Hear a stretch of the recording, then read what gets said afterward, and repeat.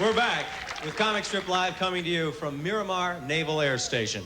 You know, the Navy has graciously invited some of their fellow soldiers from one of the other branches of the service, the Marines, to watch the show here tonight. I understand that the two branches don't always speak the same jargon. So I've invited one of the Marines to translate my next introduction. All right, your name is? Miles Stagoski. Miles Stagoski. If you'll translate, please. Our next comedian has been delighting television audiences with her portrayal of the female basketball coach Judy Watkins on the hit television series Coach. Coach! A favorite on comedy stages throughout the nation, here she is, Pam Stone.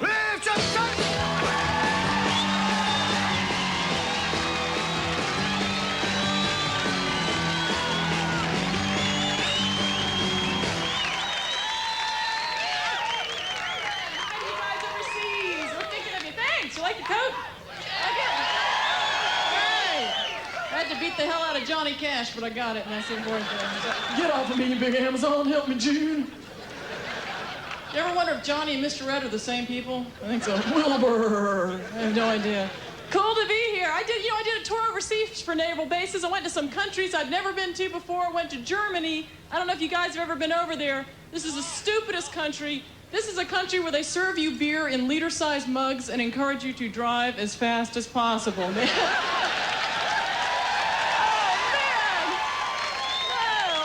No one told me there weren't any speed limits in this country. I'm on the on-ramp to the Autobahn going, please, Jesus, just help me merge. Just help me merge. I'm driving some little rabbit golf. Real good idea to drive a car over there. You can bench press, right? I take off. I'm doing 90 in the slow lane.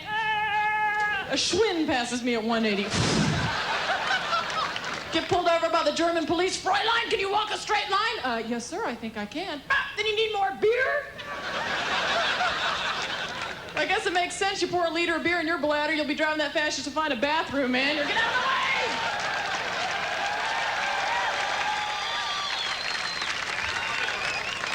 the way! That's right. But it's good to be here. I recently just turned 30, so I've been thinking about death a lot. So it's, I think about it all the time. It scares the hell out of me because I was watching Geraldo the other day. They had these people on that claimed that they died and come back to life. You heard these people? They all say the same thing. It could be true. They're like, well, first I felt like I was floating out of my body. And then I felt like I was flying around the room. And then I was instinctively drawn towards this bright white light. You know, which apparently means when we die, we turn into moths.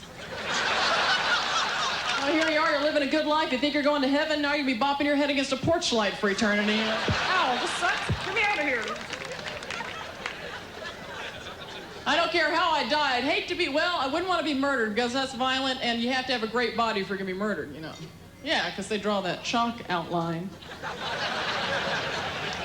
You know, I mean, it's going to look like a stick man. It's like... Police come in, gee, Sarge, somebody killed olive oil. Or do such a thing. Hope to get married one day, have kids, do that whole thing. I'm a single. See, and that's the thing, when you're single, you know, you can't find love when you're looking for it. You ever notice that? Yeah, because we got a lot of single people here. When you're married, people hit on you all the time. That's because you're confident, you don't look so desperate. The rest of us look desperate. You go out, you think you look cool, you look like a dog under a buffet table.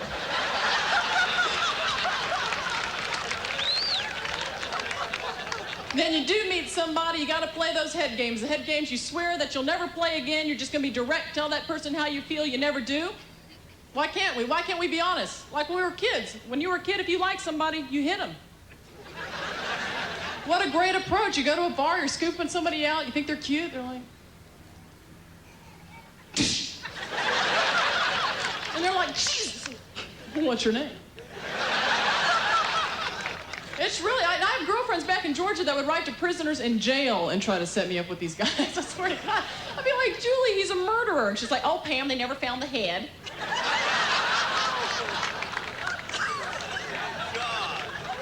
And the worst are the singles bars. I think the singles bars are very discriminatory towards men. I think they put men on the spot. These women that walk around carrying these baskets of roses make me sick. That's right. They're $3 a pop. If the man doesn't buy them, he looks like a cheap jerk, right? That's not fair. If you're going to put men on the spot, put women on the spot. Have some woman like, you know, some guy walking around with a basket for things for the women to buy for their dates. Don't you think that's fair? Just some big fat guy walking around going, spark plug. Fan bill. Got some 10W40 right here, baby. Women don't even know what they want anyway. See, women claim they know what they want. Women have no idea what they want. The big thing in the 80s is women want men that are sensitive, men that could cry. That's such a crock.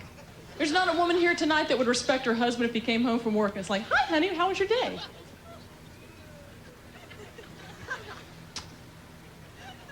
No, I have worked at that job for 8 years.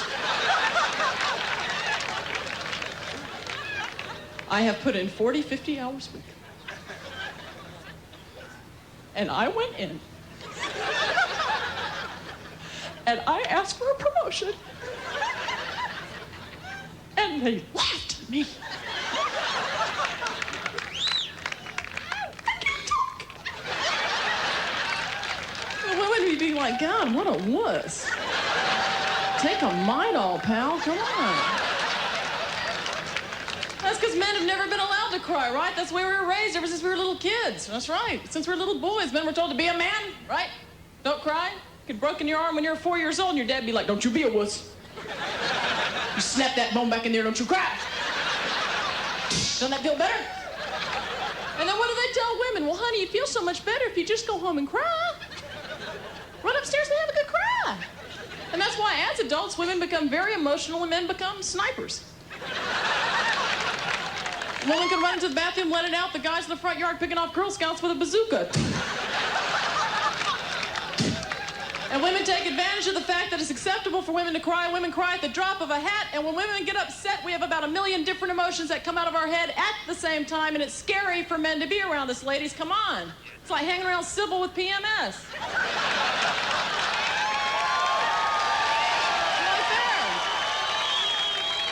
There's not a man in this room tonight who hasn't been with a woman who hadn't put this kind of crap on him. She's mad. She's like, I hate you. You make me sick. I want you to get your things and get out.